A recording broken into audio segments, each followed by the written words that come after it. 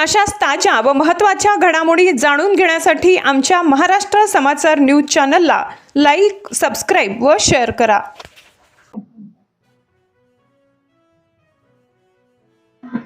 आदित्यराजे Marathi production प्रस्तुत daring.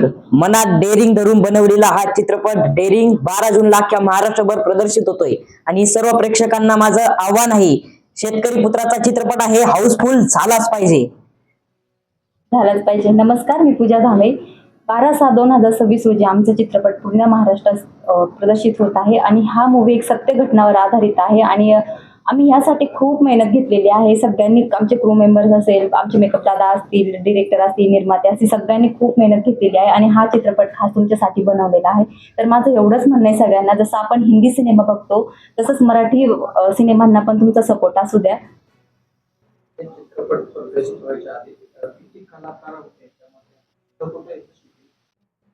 कलाकार याच्यामध्ये 40-50 असेल आणि पूर्ण क्रू पकडून असेल 200-300 प्लस. आणि याचा संपूर्ण शूट बारामती, मोरगाव इथे झालेला आहे. चित्रपटाची कथा सत्य घटनावर आधारित आहे, जी मोरगाव मध्ये घडली होती. दादा जगताप यांनी हरणांची शिकार त्यांनी नव्हती केली, त्यांच्या पोरांनी केली होती. ती केस त्यांच्यावर आली होती.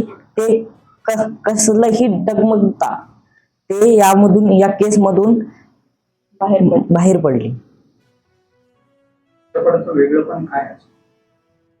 ही रिअल स्टोरी आहे आणि मराठी चित्रपट सृष्टीला रिअल स्टोरी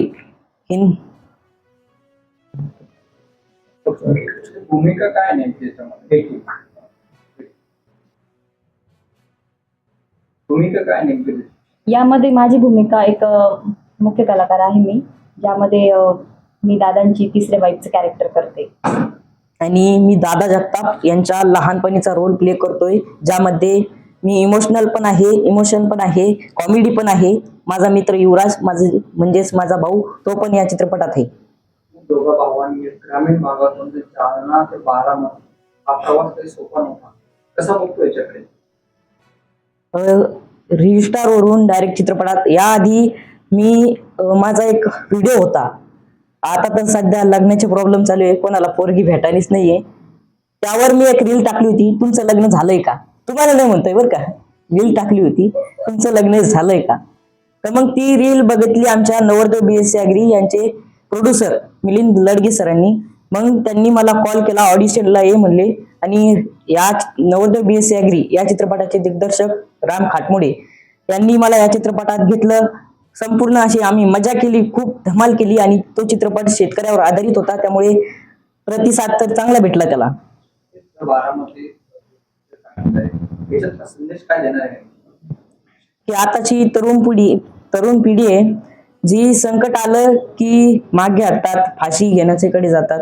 पण जे दादा जगताप होते ते कसलंही न बघता स्वतः त्या केस मधून संकटाला सामोरे जाऊन त्यांनी स्वतःचं अस्तित्व निर्माण केलं यामध्ये. तर नवीन पिढींना भरपूर काही शिकायला भेटेल त्यामध्ये. नक्की तुम्ही एकदा जाऊन थिएटरला मूवी बघा. तरुणांना का पाहू?